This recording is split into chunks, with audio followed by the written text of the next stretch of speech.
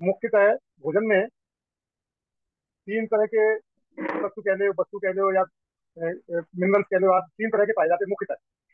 ऐसे तो और है, जो भोजन हम और आप सब करते हैं उसमें होता है। पहला एक कार्बोहाइड्रेट, जिसको हिंदी में कहते हैं कार्बोज। दूसरा प्रोटीन, जिसको प्रोजोन भी बोलते हैं हिंदी में। और तीसरा होता है मिनरल्स एंड विटामिन, खनिज और विटामिन। विटामिन का हिंदी में कोई दूसरा नाम है नहीं, उसमें मिनरल्स में तो खनिज आ जाते हैं।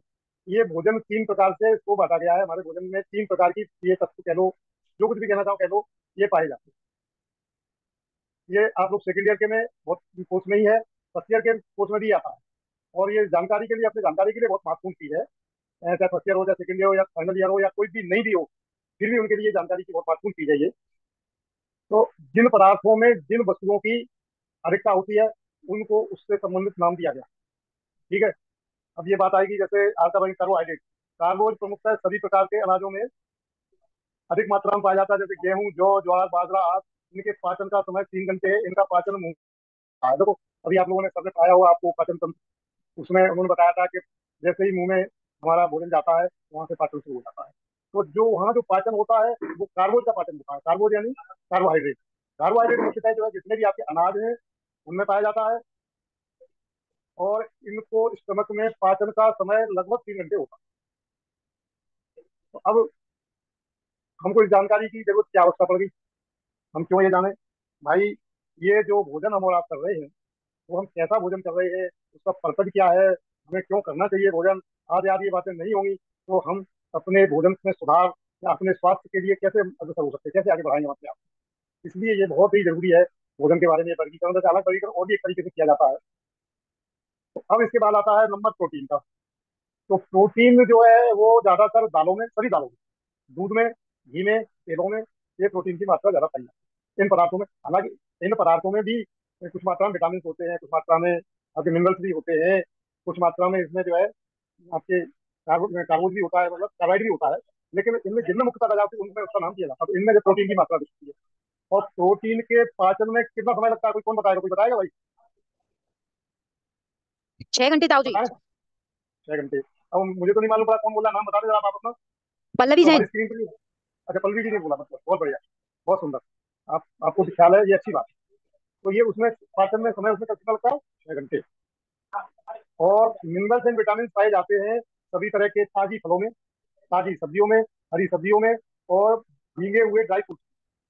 तो ड्राई फ्रूट के साथ में एक शर्त लगी हुई है, तो उनको भीगे हुए होने चाहिए, सूखे नहीं खाना उनको। जबकि जबकि जनरली हम स्वाद के चक्कर में ड्राई फ्रूट को फ्राई करके खाते हैं, ये सिस्टम अच्छा नहीं है। जिनके साथ काजू, तो फ्राई करके या जो है सूखे ही खाएंगे, यदि हम उनको भिगो के खाएंगे तो क्या टेस्ट रहेगा भैया। आपको टेस्ट की बात तो हम नहीं करेंगे यार। हम तो यहाँ, यदि आपको काजू खाना है तो उनको भिगो करके ही खाना, ये भी टिप दी आपको। यानी भीगे हुए ड्राई फ्रूट्स, फिर से एक बार, भीगे हुए ड्राई फ्रूट्स, सारी फ्रेश फल, यानी ताजे फल, मौसम के ताजे फल, और ताजी सब्जियां। ये ताजा शब्द कंपलसरी है, क्योंकि फ्रीज का रखा हुआ, बासा खराब हुआ, यदि वो थोड़ा बहुत सड़ा है तो वो उसमें फिर आपके विटामिन से मिनरल खत्म हो जाते हैं। जैसे कि अभी बता भी था मैं अपने कार्यक्रम में, उसमें अपने चारू जी ने, भाई नींबू को यदि अपन उसको 2 पीस करके, यानी उसको काट के या उसको बना के अपन रखते हैं, तो उसके विटामिन सी खत्म हो जाता है, कम हो जाता है। इसलिए उसको फ्रेश ही यूज करना चाहिए। जिस समय आप रेडी टू ईट, उसी समय आप उसको फलों को बना के, फलों को, सलाद को सब बना करके स्टोर नहीं रखना चाहिए। जिस समय आए उसी समय हलचल बनाना चाहिए। वो बात अलग है कि 10-5 मिनट पहले बन जाए। बाकी कुछ लोगों की आदत होती है, तो सुबह ही उन्होंने बनाए और फ्रिज में रख दिए या पानी में डाल दिए, दोनों तरीके गलत।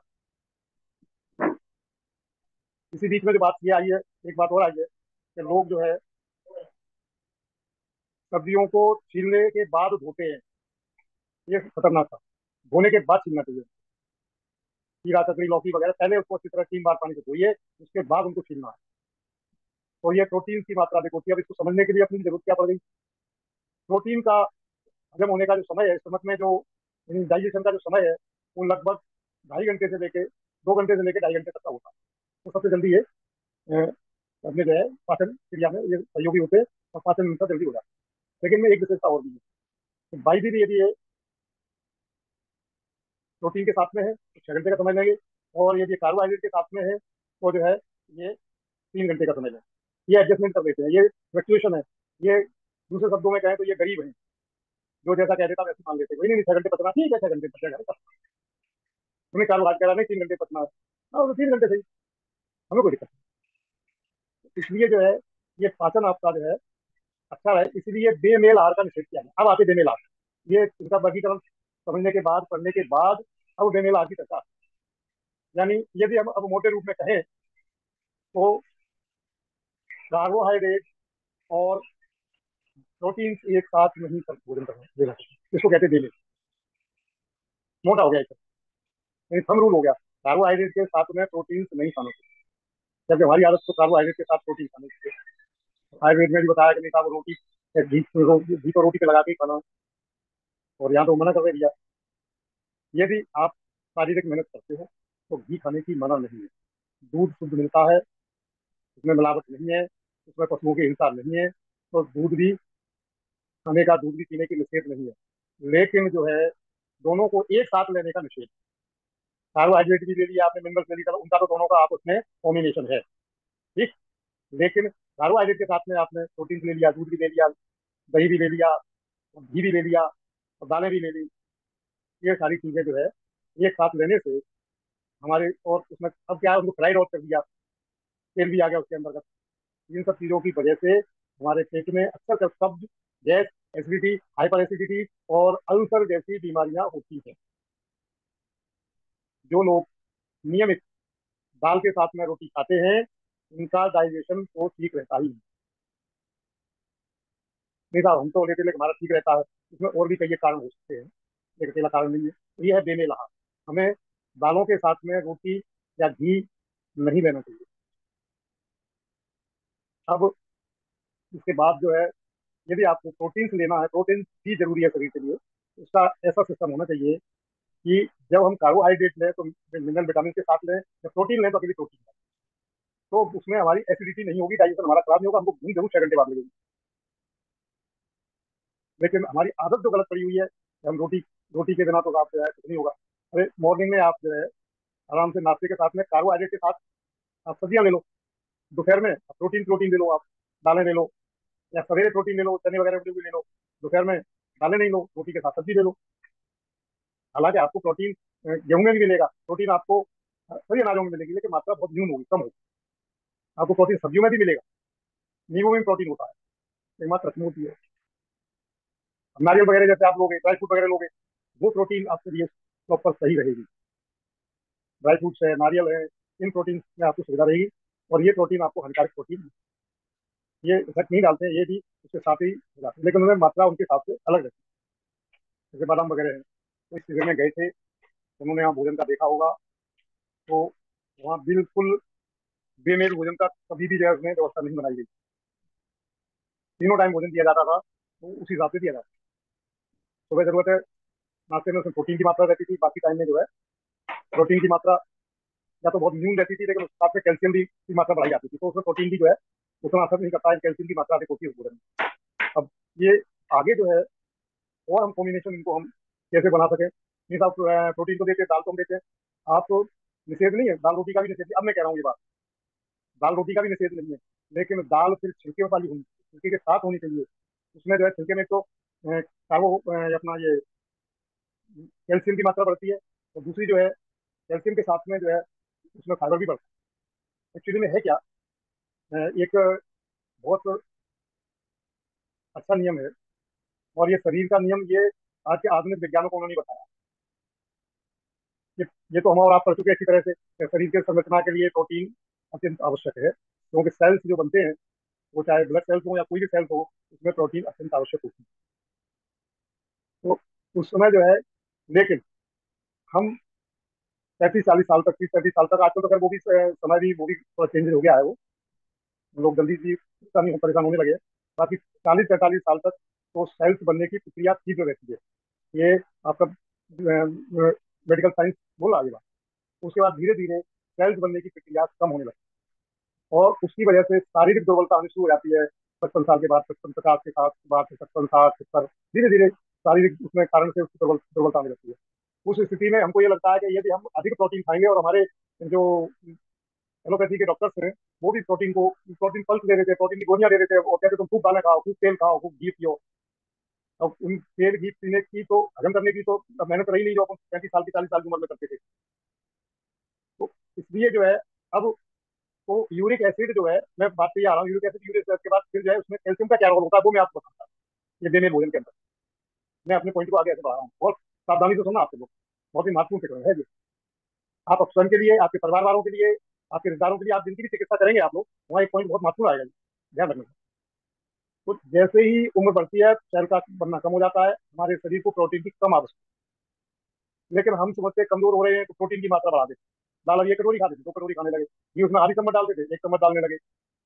उनसे तले हुए के ज्यादा खाने का मन चलने लगा, मैंने कहा तो पकौड़ी खा लें, आप तो ये खा लें, वो खा लें। और दूसरी बात क्या है कि जैसे एक बात और देखने में आई है कि 45, 50, 55, 60 में जनरली जो काम होता है, या तो उसका भार कम हो जाता है, इन खासकर 55, 60 के बाद तो मान ही लो आप, या बिल्कुल खत्म हो जाता है। तो उस समय फिर वो खाने पीने की प्रवृत्ति ज्यादा ठीक हो जाती है। अब क्या है, उन्हें टाइम पास करना, तुमने कहा पकौड़े बना लो, मैं लाओ, मैं भी उसमें दोनों में होता है, कोई अलग नहीं। तो उस स्थिति में हमारे शरीर में प्रोटीन की मात्रा बढ़ जाती है। वो प्रोटीन, एक्स्ट्रा प्रोटीन हमारा शरीर बाहर निकालने के लिए उसको यूरिक एसिड में कन्वर्ट करता है। तो प्रोटीन को यूरिक एसिड में कन्वर्ट करने के लिए कैल्शियम की जरूरत है। अब कैल्शियम की मात्रा शरीर में कम है, मान लो, उस समय हड्डियों में जो कैल्शियम होता है उससे वो कैल्शियम खींच लेता है, और उन हड्डियों में छोटे छोटे बहुत बारीक सुराख हो जाते हैं, जिससे कि वो हड्डियां कमजोर हो जाती हैं, और जरा भी कहीं पैर अपना फिसला और हड्डी टूटी।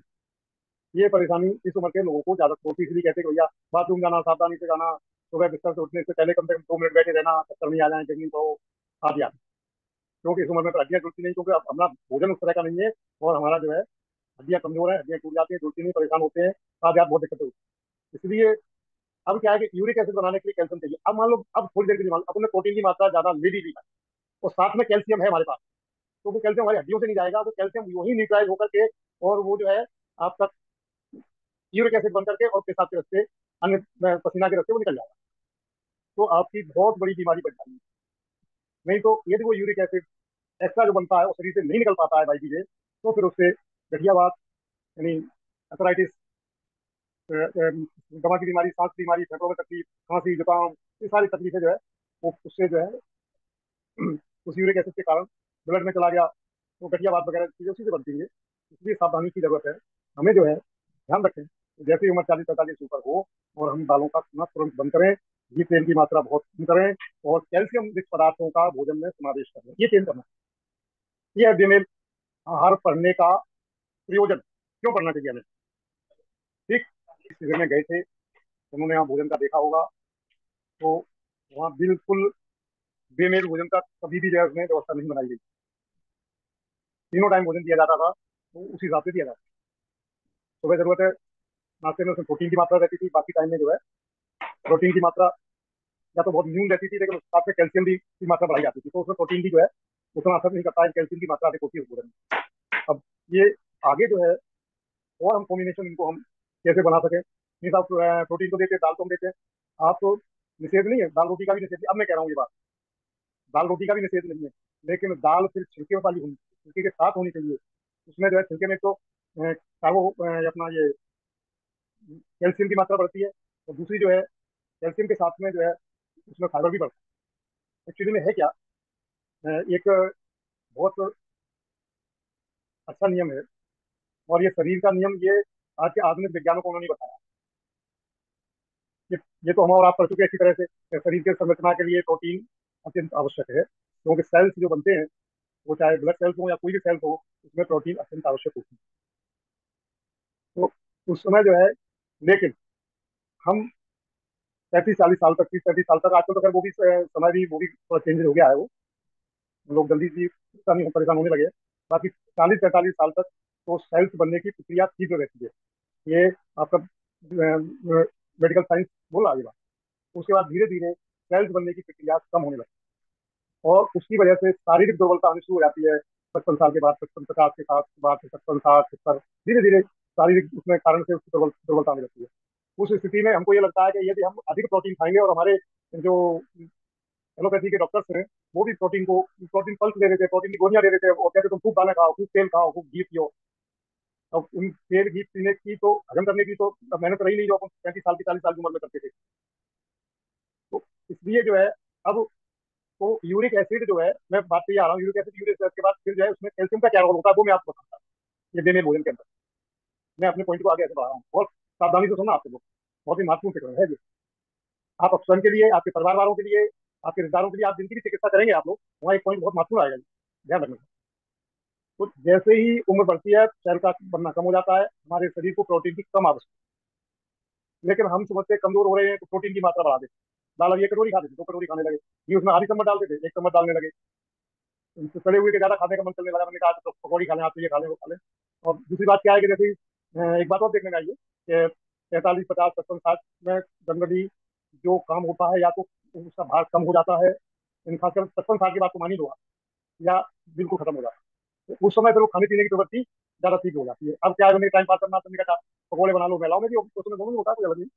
तो उस स्थिति में हमारे शरीर में प्रोटीन की मात्रा बढ़ जाती है। वो प्रोटीन, एक्स्ट्रा प्रोटीन हमारा शरीर बाहर निकालने के लिए उसको यूरिक एसिड में कन्वर्ट करता है। तो प्रोटीन को यूरिक एसिड में कन्वर्ट करने के लिए कैल्शियम की जरूरत है।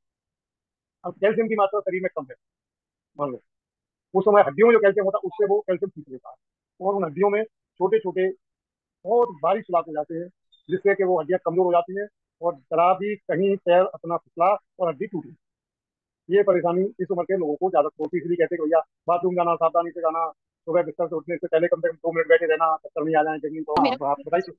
कि जो यूरिक एसिड होता है तो वो बहुत से लोगों को बढ़ जाता है, तो वो हड्डी बढ़ जाती है उन लोगों की, तो उस केस में कैल्शियम उनका बढ़ा या कम हुआ बॉडी से? एक्चुअली में ये भी बहुत बड़ी गलतफहमी है कि हल्दी बढ़ जाती है। हल्दी हड्डी नहीं बढ़ती है। जहाँ हड्डियों का ज्वाइंट्स होता है वहाँ यूरिक एसिड डिपॉजिट हो जाता है। और जैसे ही हम मेरा अपना बिल्कुल पक्का अनुभव है, मैंने किया भी है लोगों पर, जैसे ही अपना ये प्रोटीन, नील नील प्रोटीन डाइट देना शुरू करते हैं, तो वो वहां से फिर वो जो है यूरिक एसिड कम होना बंद होता है, तो वो जो डिपॉजिट हुआ यूरिक एसिड है वो वहां से हट जाता है और ब्लड ठीक हो जाता है, घुटनों में, पैरों में, घुटनों में, उंगलियों में, सभी जगह ये प्रक्रिया होती है। वास्तव में वो हड्डी नहीं बढ़ती है, ये तो हम और आपको बेवकूफ बनाया जाता है कि हड्डी बढ़ गई है। हड्डी बढ़ने की उम्र है 21 22 साल तक बस, उसके बाद कोई किसी की हड्डी नहीं बढ़ती है। तो ये बिल्कुल थंब रूल है ये। उसमें मेरा क्या हाँ बोला जी, लेना चाहिए? फिर से बोला। उसमें इलाज फिर क्या लेना चाहिए? जैसे प्रोटीन ज्यादा तो लेना नहीं है, पर और नहीं क्या तो चीज फिलहाल लेना? तो फिलहाल तो मैं बता ही चुका हूँ कैसे देखा जाए तो आप लोगों के हिसाब से। अब वो क्या है कि यदि कोई, अब तुम यहाँ बैठे हुए हैं तो अपने यहाँ डॉक्टर्स के बीच, डॉक्टर लोगों के बीच में बैठे हुए हैं, बिना पढ़े लिखे लोगों के बीच में थोड़ी बैठे हैं तुम, हैं? फिलहाल तो बता दिया मैं, तो वहाँ पे प्रोटीन का यूज बंद कर दो बस। अच्छा। मेरा नाम निधि जैन है। मैं पूछना चाहती हूँ जी क्वेश्चन। जी। मैं चाहती हूँ पूछना कि ना हाँ इंटरमीडिएट। बताए। मेरा नाम निधि जैन है। मैं पूछना चाहती हूँ इंटरमीडिएट फास्टिंग करना चाहिए या नहीं करना चाहिए? क्या चीज, फिर से बोलो। इंटरमीडिएट फास्टिंग करना चाहिए या नहीं करना चाहिए? इंटरमीडिएट फास्टिंग यानी उपवास करना, वो रात का खाना खाना चाहिए नहीं खाना चाहिए? रात से सुबह तक। फास्टिंग है, हाँ रात जी। से सुबह तक। हाँ जी। देखिए, बिल्कुल बहुत बढ़िया चीज है ये, बिल्कुल नहीं खाना चाहिए रात्रि में भोजन। और ये बताते हैं रात्रि भोजन करना है, वो तो गलत बताते हैं। क्योंकि हमारे शरीर को भी, यानी जो आंतें जो काम करती हैं, उनको भी आराम की जरूरत पड़ती है, उनको भी अच्छा। रेस्ट चाहिए। तो उनको रेस्ट के लिए अपने को जो समय ज्यादा से ज्यादा मिले, देखो उपवास का महत्व तो धार्मिक रूप से भी उपवास का महत्व बताया जाता है, और स्वास्थ्य के लिए भी उपवास बहुत उपयोगी चीज है। और यदि हम प्रतिदिन 14 घंटे, 12 घंटे, 16 घंटे का उपवास करते हैं, ये तो हमारे लिए बहुत ही उत्तम सर्वोत्तम वस्तु है हमारे स्वास्थ्य के लिए। अच्छा लेकिन ठीक लेकिन हमारे कुछ, अब वो क्या कहें, उनको उनका अपना बिजनेस फैक्ट्री है, वो बताते हैं कि डायबिटीज वालों का 2 घंटे बाद खाना चाहिए, उसको फिर डायबिटीज कभी छूटी नहीं होगी, 2 घंटे बाद खाता रहेगा, परेशान होता रहेगा। चलिए आगे एक हाथ किसी का। छवि जैन। हाँ सभी जन बताएं आप। जय सेन सर जी। मैं मेरा अभी उम्र 53 के आसपास है।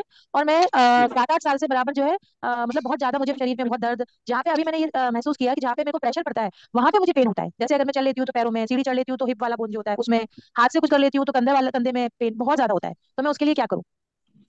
अभी क्या किया है उसके लिए?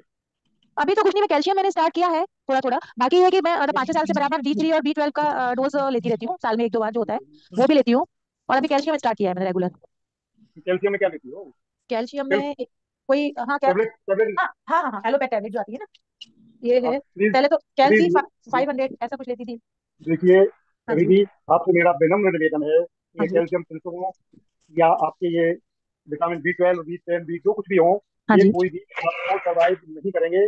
ये तो उस कंपनी को, उस डॉक्टर को सर्वाइव कर रहे हैं जो बनाता है, जो बेचता है। अच्छा आपको इससे कोई लाभ होने वाला नहीं है, मैं डंके की चोट से कह सकता हूँ सर। अच्छा सभी लोग नहीं जानते। आप ये इमीडिएट इफेक्ट से बंद कर दीजिए। आप अपनी डाइट को चेंज करिए। डाइट में आप मिनरल्स एंड विटामिन की मात्रा बढ़ाइए, वो आपको कैल्शियम भी देंगे। आपको बहुत सारी चीजें होती है जिनमें कैल्शियम भी होता है, मिनरल्स भी होते हैं, विटामिन भी होते हैं। आप अपना थोड़ा सा डाइट प्लान बदलिए, थोड़ी सी एक्टिविटी चेंज करिए, आप बिल्कुल सही हो जाएंगी। और नहीं तो इन चक्करों में तो कोई मतलब नहीं है।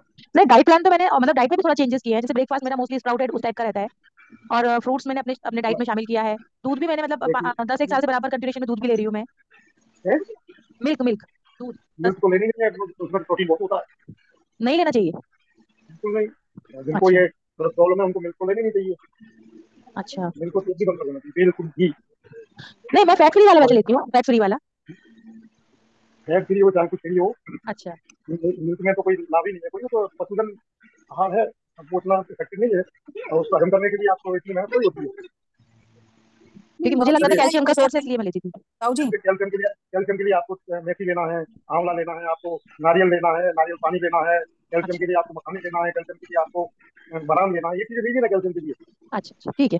भरपूर कैल्शियम है, और ये कैल्शियम डायरेक्ट आपके शरीर में यूज आ जाएगा। अच्छा अच्छा। हाँ, ताऊ जी, ये बच्चों में चीजें कैल्शियम की डिफिशियंसी को कम करने के लिए यही चीजें दे सकते हैं, बादाम और बिल्कुल दे सकते हो। मखाना, नारियल लेकिन पानी, मात्रा जो, हाँ मात्रा जो है, वो बच्चे की एज के बच्चों हिसाब के से। एज के हिसाब से देना। 5 साल का बालक है तो ताऊ जी?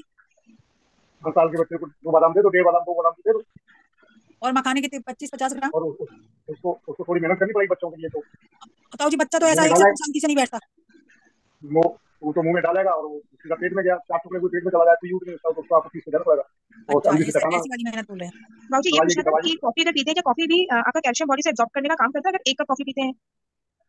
नहीं, कॉफी तो उसमें तो जो केमिकल बहुत होते हैं, उन केमिकलों की वजह से बहुत परेशानी होगी आपको।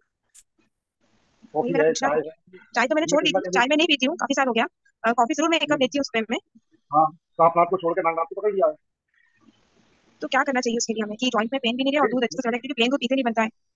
नहीं पीना चाहिए उसको, वीक होने से और कुछ नहीं करना चाहिए। आप हर्बल वस्तुएं यूज करो, अमृत से आप यूज कीजिए। बल्कि ये इसमें जो थायराइड वाले हम धनिया लेते हैं ना बॉईल करके, तो उसमें अमृत पे भी डाल के दे सकते हैं बॉईल करके एक साथ क्या? अलग लो ना, उसके साथ को लेती हो, तो आधे घंटे नहीं के तो 15 मिनट चाय चेंज अच्छा करो। अच्छा अच्छा, हाँ, ठीक है साथ में ठीक वो उसका 15-20 मिनट में हो जाता है, उसके बाद दूसरा लीजिए। है। इसमें तजल चीनी जी। तुअर दाल लेना चाहिए कि नहीं, खाना चाहिए कि किनको किनको अ, किसी भी नॉर्मल मतलब एसिड बनाते, जैसे मैं खाती हूँ तुअर दाल तो मुझे बहुत एसिड होता है। मत खाइए ना आप। देखिए, तुअर दाल तो उन लोगों के लिए जरूरी है जो मेहनत करते हों, और उनकी उम्र जो है 30-35 साल के आसपास, जी 18-19 साल से लेकर के 30-35 साल तक की उम्र के लोगों के लिए जी जी मेहनत करते हो। यदि मान लो कंप्यूटर पर बैठे काम करते हो, तो उनको भी नहीं खाना चाहिए कुछ। जी तो हर व्यक्ति का ऐसा थोड़ी है कि तुअर दाल नहीं खाएं या नहीं खाएं या खाएं। हर व्यक्ति की अपनी बात होती है, उस हिसाब से अपने को डाइट प्लान करना पड़ता है। जी ये बात सारी बातें मैं यहाँ इसलिए डिस्कस कर रहा हूँ कि आप लोग डॉक्टर बनेंगे, आपको इन सब चीजों को जानकारी होनी चाहिए। जी जी ये प्रैक्टिकल नॉलेज मान के चलिए आप एक तरह। जी जी ठीक है, जी। Okay, okay. चलिए। अब देने ला के बाद दूसरा टॉपिक, अम्लीय आहार और क्षारीय आहार। यानी इसकी परिभाषा सीधी सीधी ये है कि जो भोजन हमारे पेट में जा करके अम्लीय मीडिया बनाए, यानी एसिडिक मीडिया बनाए, उसको अम्लीय आहार बोलते हैं। और जो आहार हमारे पेट में जा करके क्षारीय मीडिया बनाए, उनको क्षारीय मीडिया कहते हैं, क्षारीय आहार कहते हैं। अब अम्लीय और क्षारीय की आवश्यकता क्यों पड़ती है, इस बात को थोड़ा सा जरा ध्यान से सुनना। ये भी बहुत एक महत्वपूर्ण अंग है। हमारे शरीर का पीएच वैल्यू, मतलब इसका ब्लड का 7.3 से लेकर के 7.4 तक रहता है। और 7 जो पीएच है, पीएच वैल्यू है, वो है पानी की। 7 से ऊपर जितना जाएगा वो क्षारीय होता चला जाएगा, और 14 पे जाके अत्यंत क्षारीय, इतना ज्यादा क्षारीय हो जाएगा तो कुछ छू नहीं पाएगा। इसी तरह से पीएच वैल्यू, ये दो ऐसे शॉर्ट में बता रहे हैं, आप लोग डिटेल में बताएंगे तो टाइम बहुत लग जाएगा। इसी तरह से यदि हम नीचे चलते 1 से लेकर और 7 तक अम्लीय मीडिया होता है, पीएच वैल्यू अम्लीय होता है। जितने भी अम्ल है उनका पीएच वैल्यू 5.6, 5.8, 4.3, जितना जितना तीव्र होता जाता है उतना उसकी पीएच वैल्यू घटती चली जाती है। तो ये पीएच वैल्यू पैमाना है, यानी ये सारी और अम्लीय नाप लेगा। जैसे फुट इंच होते हैं ना, जैसे, या मीटर सेंटीमीटर होते हैं, इसी तरह से लीटर और जो है मिलीलीटर, आप इस तरह से ग्राम मिलीग्राम, इसको समझने की जरूरत है। अब तो हमें जो है, यदि ब्लड हमारा क्षारीय हो जाएगा तो उसमें बहुत सारे विजातीय तत्व मिल जाएंगे। विजातीय तत्व मिलने से हमारा शरीर रोगी हो जाएगा। उसका मेंटेन करने के लिए हमें हमेशा क्षारीय भोजन की मात्रा अधिक लेनी चाहिए, अम्लीय की मात्रा कम से कम लो। यदि कोई बीमारी है तो अम्लीय भोजन टोटल पूरा बंद कर देना चाहिए। ठीक। अब आप लोगों को जानकारी है कि अम्लीय भोजन क्या होता है और क्षारीय भोजन क्या होता है। अब उसी पॉइंट पे आ जाओ, कार्बोहाइड्रेट, प्रोटीन्स और मिनरल्स एंड विटामिन। मुख्यतः जितने भी मिनरल्स एंड विटामिन जिन जिन पदार्थों में पाए जाते हैं वो सारे के सारे क्षारीय भोजन होते हैं, और बाकी प्रोटीन्स की अधिकता जिनमें होती है, कार्बोहाइड्रेट होता है, वो सारे भोजन अम्लीय होते हैं। ठीक है ना। तो एक स्वस्थ व्यक्ति को 24 घंटे के भोजन में 80% क्षारीय भोजन लेना, तब जाके हमारा ब्लड जो है क्षारीय मेंटेन हो, और 20% अपन अम्लीय लेना। यदि वही व्यक्ति को कोई रोग है और वो रोग उसको ठीक करना है, तो वहाँ उसको जो है अम्लीय भोजन बंद कर देना चाहिए, तो आगे बैलेंस हो जाएगा और क्षारीय भोजन देना चाहिए। बहुत ही सरल बात है, समझने की कोशिश करो। हमारे यहाँ पालतू जानवर, चलो बगैर पालतू जानवरों को तो मैंने देखा नहीं है, उन लोगों ने जंगल में रहते हैं वो क्या करते हैं क्या नहीं करते, मैंने गाय बैल भैंसों को तो देखा है ना, कुत्ते आदि को तो देखा है, मोहल्ले में घूमते रहते हैं, भले हमारे घर में नहीं पड़े कोई बात नहीं। आप देख लेना, यदि जिस समय भी गाय हो, बैल हो, भैंस हो, कुत्ता हो, बिल्ली हो, बीमार होगा, वो सारे काम छोड़ करके, सारे बिजनेस छोड़ करके, भोजन छोड़ करके पड़ा रहेगा, और वो प्रयास करेगा कि कहीं पानी उसको मिल जाए तो उसमें पड़ा रहेगा, तो वाटर थेरेपी भी कर लेता है। जानवर जिनको कुछ नहीं मालूम उनको वाटर थेरेपी मालूम है, उनको प्राकृतिक चिकित्सा मालूम है उनको। तो हम और आप लोग जो है, नहीं साहब वो फीवर आ गया, बहुत तेज बुखार है, नहीं कड़वा हो रहा है और परेशान हो रहे हैं, नहीं साहब एक रोटी तो खाई दो, नहीं तो कमजोर हो जाओ। अरे रोटी पकाने की ताकत तो हो तब तो खाओ उसको, और वो 1-2 दिन में 3 दिन में ठीक हो जाते बिना दवाई के। लेकिन जिनके अभिभावक बाबत फिक्स हैं, वो फिर उसको हॉस्पिटल ले जाएंगे, दवाई दिलवाएंगे, फिर उसको 8 दिन 15 दिन ठीक होने लगता है। तो 2 दिन 3 को ठीक होना था, वो 8-10 दिन लगा। हम उनसे भी सीख नहीं देते, उन पशुओं से भी कह दीजिए क्या करें, ये गोली खा लो, वो खा लो, ये इसका कैल्शियम पिल्स ले लो। अरे भोजन में इतना कैल्शियम है कि तुमको गोली पिल्स की जरूरत ही नहीं है, और ये गोली कभी किसी को कैल्शियम बढ़ाती नहीं है, गारंटी है, मैं दावे के साथ कह सकता हूँ। लेकिन अब जो है क्या, ये पूछना चाह रही थी कि ना जैसे हम कॉर्न लेते हैं, मक्का लेते हैं, तो पॉपकॉर्न वगैरह खा सकते हैं नहीं? देखिए 20-80 के उसमें आ जाए, अब देखिए कॉर्न जो होते हैं ना, वो जो है आपके अम्ली होते, क्षारीय नहीं होते। अच्छा। हाँ, फल वगैरह जैसे बच्चों को रात में देना चाहें तो फल अपन रात में दे सकते हैं नहीं, क्योंकि कई बार ये कहा जाता है कि फल में शुगर ज्यादा होते हैं, तो आप लोग 1 बजे के पहले 2 बजे के पहले खा लीजिए, सुबह में, रात में मत लीजिए। देखिए ये सारी चीजें डाइट प्लान के हिसाब से, यदि हमने शाम को भोजन उनको हल्का दिया है, फिर जरूरत है रात को तो फल दे दीजिए, कोई बुराई नहीं है। अब शाम को ही हमने उनको अच्छी खासी डाइट दे दी है, तो फिर शाम को फल देने की जरूरत ही नहीं है, कोई क्यों दोगे फल। नहीं, रात में ठीक है ना। बच्चों को जैसे भूख लगाती है ना, तो अपन दूध अगर कभी नहीं दें बच्चों को, तो अपन क्या दे सकते हैं? कुछ भी देने की जरूरत नहीं पड़ेगी, क्यों देनी पड़ेगी जरूरत। यदि आवश्यकता लगती है, शाम का भोजन हल्का रहा है तो थोड़ा बहुत दे दीजिए, कोई दिक्कत नहीं, फल दे दीजिए, कोई प्रॉब्लम नहीं है, रात को फल देने में कोई नुकसान नहीं रहेगा। लेकिन यदि अवस्था नहीं है फिर भी दोगे तो नुकसान करेगा। नहीं नहीं, वो तो कभी कभी जब बच्चे शाम को भी, अक्सर गर्मियां चल रही हैं, तो बच्चे रात में भी खाना खाने का, शाम को भी सब 7 साढ़े 7 तक खाना खिला देते हैं, उसके बाद खेलने चले जाते हैं, दोबारा घूम रहे नीचे, तो 9 साढ़े 9 बजे भूख लगाती है बच्चों को। नहीं भूख लगाती है, या आप लोग कहते हैं भाई कुछ ना कुछ खा लो, दो तरीके हैं। नहीं बच्चों हम को नहीं भूख बोलते, लगती क्योंकि है अपन कि जैन आप है तो लोग कोशिश प्रेस कर दीजिए। नहीं नहीं, आप लोग प्रेस करते हो उनको, भाई नहीं मुझे बोलती। लगता है कि बच्चों को भूख नहीं लगती है, उनकी मम्मी उनको प्रेस करती है कि नहीं नहीं कुछ तो खा लो, रात को नहीं रात को लंबी हो नहीं जाती है नहीं, बहुत। अपना ये जैन क्या है कि है तो हम लोग ठीक है पाठशाला ही भेजते, तो मेरे बच्चे तो आलू वगैरह भी छोड़ दिया आजीवन के लिए, वो तो आलू भी नहीं खाता, रात में कभी त्याग देता है, लेकिन कभी कभार थोड़ी बहुत भूख लगाती है तो खुद से बोलते हैं कि मम्मी आज दूध दे दो, दूध नहीं है तो फिर हम उसको बादाम दे देते हैं। देखो मेरा कहने का मतलब ये है कि उसको भूख लगती है, यदि वो कहता है कि मुझे भूख लग रही है तो थोड़े से कोई भी फल या जूस दे दो आप आराम से, कोई दिक्कत नहीं। और नहीं, आप कोशिश मत करो कि नहीं साहब अब तुम्हें भूख लग रही है, तुम्हें अभी तुम या हो गया है वहां पर कुत्ते हो गए, ये ले लो, ऐसा मत करो, ये गलत है, ये उसकी आदत बिगाड़ रही है। रात को किसी को भूख लगती नहीं, ईमानदारी की बात है। वो तो यदि रात को किसी को भूख लगती है, इसका मतलब यह है कि उसकी आदतें बिगड़ी हुई हैं। वो रात में, लेकिन उसमें आप आयुर्वेद में जाइए ना, कोई कहता है उसको छोड़ दीजिए आप। आप तो डॉक्टर बन रहे हैं, आप नियम पढ़िए ना उनके। सूर्य अस्त होने के साथ साथ ही हमारी जठ अग्नि जो है, जठर अग्नि, वो बहुत मंद पड़ जाती है, पाचन क्रिया बिल्कुल निल हो जाती है। आप ये समझिए, यदि आप रात को भोजन लेते हैं या किसी बच्चे को कराते हैं, कुछ भी लेते हैं, आपका वो भोजन पचने में बहुत टाइम लगेगा, और आपकी ऊर्जा जो है भोजन पचने में लगेगी, स्वस्थ होने में ऊर्जा नहीं लगेगी। जय जिनेंद्र इसलिए सर। जो है, इसलिए अच्छे अच्छे कौन है वो एक्टर है ना, अच्छा नाम क्या नाम है कोई वो, जो अक्षय बल्ले कुमार। टीवी पे बोलता, अक्षय कुमार, हाँ। वो बोलता है कि भैया आपके 500 लोग खत्म हो जाएंगे यदि आप सूरज के बाद भोजन बंद कर दो। इसलिए हम माए उन बच्चों की आदत का, मैं बिल्कुल भलने से कहता हूँ ये बात, और नहीं तो अपने परिवार में हाथ डाल के देख रहे, अधिक अधिक लाल मतलब अधिक राग भी अच्छा नहीं होता है।